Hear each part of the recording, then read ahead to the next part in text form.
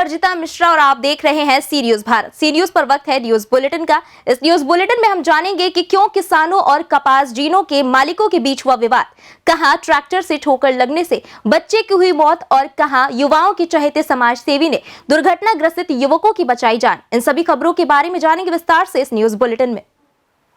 बदायूं में हुई एक 50 साल की महिला के साथ पुजारी द्वारा दुष्कर्म व निर्मम हत्या के विरोध में आम आदमी पार्टी के पदाधिकारी व कार्यकर्ता जिलाध्यक्ष मनोज गुप्ता के नेतृत्व में जिला मुख्यालय पर धरना प्रदर्शन किया गया। भदोई से सी न्यूज संवाददाता जावेद अली की रिपोर्ट। संखेड़ा तहसील के हंडौत सीसीआई केंद्र पर सीसीआई कर्मचारी की बिना मौजूदगी में सरकारी दाम से कम दाम में कपास की खरीद होने की वजह से किसानों और कपास जीनों के मालिकों के बीच विवाद हुआ। कपास बेचने आए किसान कह रहे हैं कि सीसीआई के कर्मचारी खुद कपास की नीलामी करने नहीं आते हैं। શું સમસ્યા છે ભાઈ હોડો સેન્ટર પર? હોડો સેન્ટર પર એ સમસ્યા છે કે ખેડૂતનો એ ગ્રેડનો માલ હોય તો એ 55 ને 56 થી ઉપર ભાવ નહીં હાલતા। પહેલી વાત, સરકારે 57-75 નો એમએસપી નો ભાવ એટલે મિનિમમ ભાવ નક્કી કરેલો છે, એ 57-75 છે। એનાથી બી નીચામી ખરીદી કરે।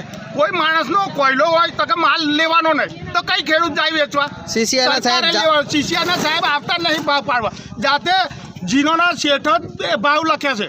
બરાબર છે। અને એ ખેડૂતોને હેરાન કરે છે કે ભાવ મળે નહીં।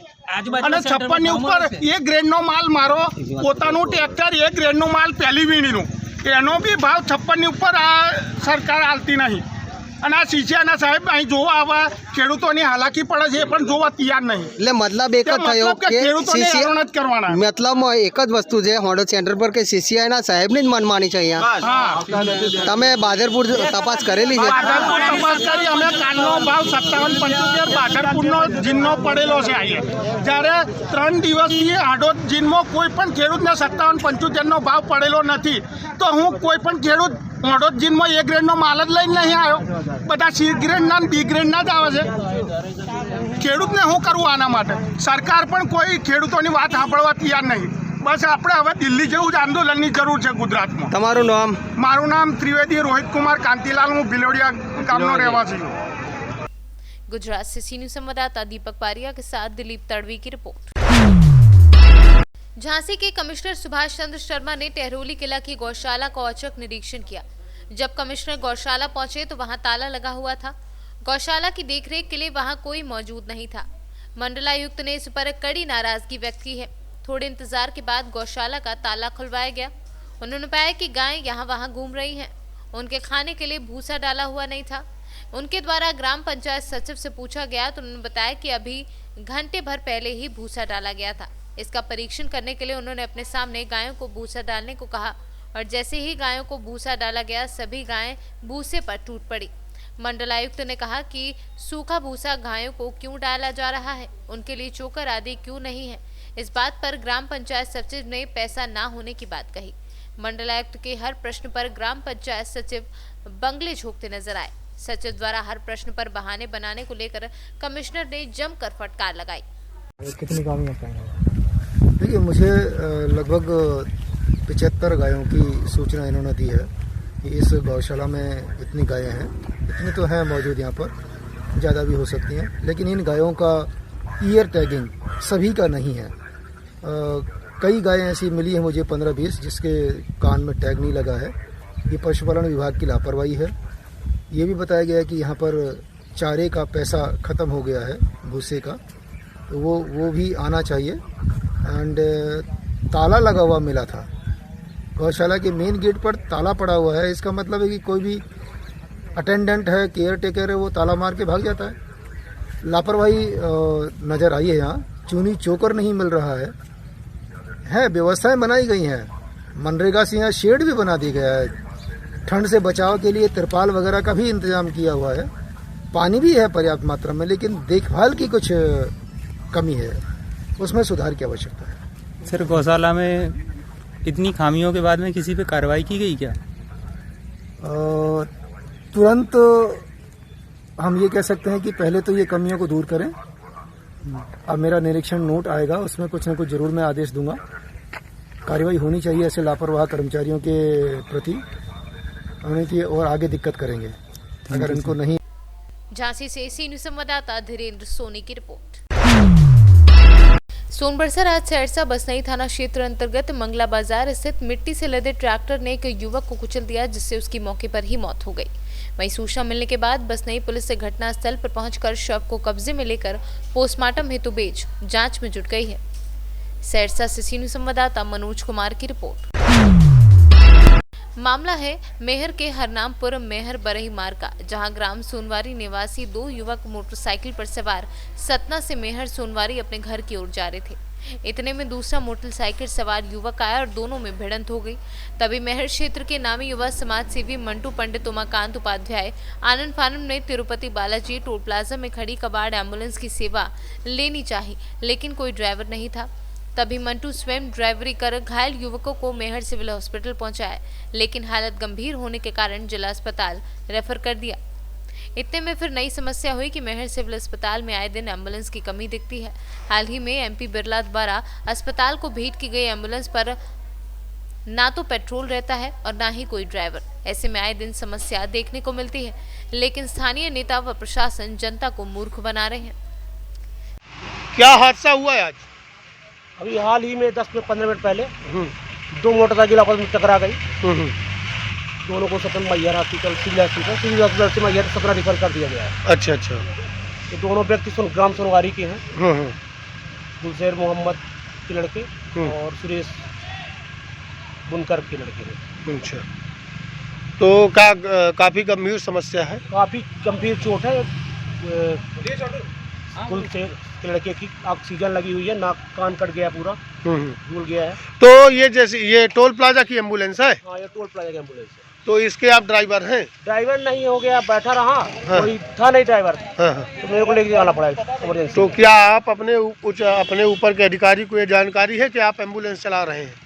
हाँ, यहाँ हमने सूचना दे दी एक्सीडेंट हुआ है, हमको एम्बुलेंस चाहिए, हम लेके चले गए। अच्छा अच्छा, चलिए ठीक है। एम्बुलेंस में सारी सुविधाएं हैं? सुविधाएं बहुत कम है, नाम मात्र की है। एम्बुलेंस है, चलती भी नाम मात्र की। अच्छा, लेकिन आप ये रिस्क लिए? अब ऐसी हालात थी तो रिस्क तो लेना पड़ेगा। चलिए ठीक है। सतना से सीनियर संवाददाता कुलदीप द्विवेदी की रिपोर्ट। आजमगढ़ पुलिस अधीक्षक सुधीर कुमार सिंह के निर्देशन में अपराधियों के खिलाफ थाना गंभीरपुर द्वारा चेकिंग अभियान चलाया जा रहा था। तभी मुखबिर की सूचना के आधार पर पुलिस ने एक अभियुक्त को गिरफ्तार कर लिया है, जिसके पास से चोरी के सिम व मोबाइल बरामद हुए हैं। आजमगढ़ से सीनियर संवाददाता सीबी भास्कर की रिपोर्ट। बदनावर में प्रदेश सरकार के उद्योग मंत्री राजवर्धन सिंह दत्ती गांव के निर्देश पर बदनावर में 2 दिवसीय रोजगार मेला लगाया गया। प्रथम दिन 5000 से ज्यादा बेरोजगार युवाओं ने मेले में पहुंचकर अपना पंजीयन करवाया। मेले में 45 कंपनियों के अलग अलग स्टॉल लगाए गए। शिक्षित युवाओं को उनकी योग्यता के हिसाब से रोजगार दिया जा रहा है। मंत्री दत्ती गांव ने मेले का शुभारंभ किया। इस मौके पर उन्होंने संबोधित करते हुए कहा कि क्षेत्र के युवाओं के लिए ये रोजगार का अवसर है। पूरे जिले में करीब 1 लाख लोगों को रोजगार देने का हमारा लक्ष्य है। आप क्या कहेंगे इस अवसर पर? एक रोजगार अवसर मेला है और साथ में करियर काउंसलिंग भी हो रही है। सीआई हमारे पार्टनर हैं, उनके स्टेटर अनुज सिंह जी यहाँ पे मौजूद हैं। करीब 4000 लोगों का रजिस्ट्रेशन हुआ है और कल भी ये पूरे दिन रहेगा मेला। हमें उम्मीद है करीब 6 से 7 हज़ार लोगों का रजिस्ट्रेशन होगा। जो भी यहाँ कंपनियाँ आई हैं, करीब 45 कंपनियाँ हैं और ये सामूहिक रूप से तकरीबन 5000 से ज़्यादा लोगों को रोजगार के अवसर प्रदान कर रही हैं। मेरे ख्याल से बहुत अच्छा एक यहाँ पे मौका है हमारे नौजवानों के लिए, नवयुवतियों के लिए। और प्रधानमंत्री जी की मंशा अनुसार मुख्यमंत्री शिवराज सिंह जी ने हमारे क्षेत्र में कहा भी था कि सबको अवसर प्रदान किए जाएंगे। मेरे ख्याल से नौजवानों के लिए, नवयुवतियों के लिए बहुत अच्छा अवसर है कि वो अपने पात्रता अनुसार, इच्छा अनुसार रोजगार प्राप्त कर सकें। और हर विभाग, अलग अलग क्षेत्र के लोग यहाँ पे हैं। 5वीं कक्षा से लेके ITI से लेके फर्मा बैकग्राउंड के लोग, MBAs, सभी के लिए यहाँ पे रोजगार का अवसर है। तो मुझे उम्मीद है कि इसका लाभ सब उठाएंगे और मध्य प्रदेश सरकार और भारत सरकार की नीति अनुसार हम अग्रसर हैं। 1 लाख एम्प्लॉयमेंट देने का भी हमारा टारगेट है प्रदेश का भी। मुझे लग रहा है कि 4-5 हज़ार तो यहीं पे रोजगार हो जाएगा। और फिर आगे भविष्य में जाके जो स्थानीय उद्योग यहाँ लगने वाले हैं तो समय लगेगा, 1.5 से 2 वर्ष पूरा होने में। तो लेकिन मुझे विश्वास है कि आने वाले समय में जल्द से जल्द अवसर और प्रदान करेंगे और नौजवानों को अवसर। Okay sir, thank you. Dhar से सी न्यूज संवाददाता नीलेश शर्मा की रिपोर्ट। पावीजेतपुर तहसील में कोविड-19 के टीकाकरण को लेकर सुक्काल, चुड़ैल और डूंगरवाड़ प्राथमिक स्वास्थ्य केंद्र पर मॉक ड्रिल का आयोजन किया गया, जिसमें 25 स्वास्थ्य कर्मचारियों का टीकाकरण किया गया और भविष्य में कोविड-19 के खिलाफ टीकाकरण कैसे किया जाए, इस पर स्वास्थ्य कर्मचारियों के साथ साथ फ्रंट लाइन कार्यकर्ता द्वारा भी प्रदर्शन किया गया। આજના રોજ તાલુકા પાવીજેતપુરના પ્રાથમિક આરોગ્ય કેન્દ્ર સુસ્કાલ, પ્રાથમિક આરોગ્ય કેન્દ્ર ડુંગરવાડ અને ચુડેલના કોવિડ-19 વેક્સિનેશન માટે મોક ડ્રીલ અને આના ડ્રાય રન કરવામાં આવેલ છે, જો મેં 25 આશા આંગણવાડી અને સ્ટાફ બધાના આજે રસીકરણ કઈ રીતે થાય એ રીતે આયોજન કરીને કરવામાં આવેલ છે। ટોટલ તાલુકાના આવતા जो वैक्सीन आवशे तो वैक्सीनेशन कई रीते करवानुं आना आयोजन है।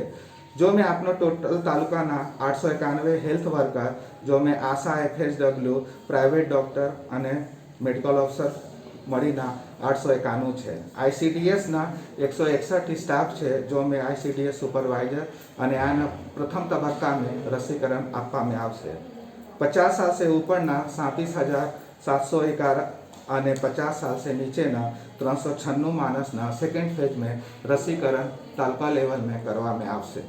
नाम डॉक्टर विकास रंजन, तालुका हेल्थ ऑफिसर, पावीजेतपुर।